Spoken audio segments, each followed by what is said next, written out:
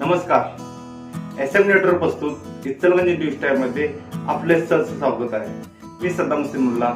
आपण पाहूया ठळक घडामोडी. इचलकरंजी राष्ट्रवादी काँग्रेस पार्टी, अजित पवार गट व संयुक्त कृष्णानगर यांच्या वतीने महामानव डॉक्टर बाबासाहेब आंबेडकर यांची जयंतीनिमित्त उत्साहात शरबत वाटप.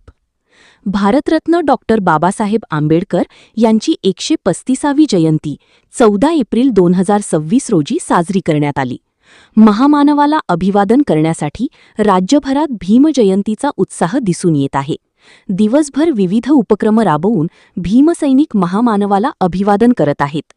डॉक्टर बाबासाहेब आंबेडकर जयंती हा सामाजिक समता, न्याय, बंधुता आणि ज्ञानजागृतीचा उत्सव आहे. भारतीय संविधानाचे शिल्पकार डॉक्टर आंबेडकरांच्या विचारांचे स्मरण करून शोषित वंचितांना हक्क, समानता आणि शिक्षणाचा संदेश देणारा हा दिवस समतेच्या लढायासाठी प्रेरणा देणारा एक महत्त्वाचा राष्ट्रीय सण आहे. या अनुषंगाने भारतीय राज्यघटनेचे शिल्पकार डॉक्टर बाबासाहेब आंबेडकर यांची 135वी जयंती 14 एप्रिल रोजी महाराष्ट्रभरात अत्यंत उत्साहात आणि सामाजिक बांधिलकी जपत साजरी करण्यात आली.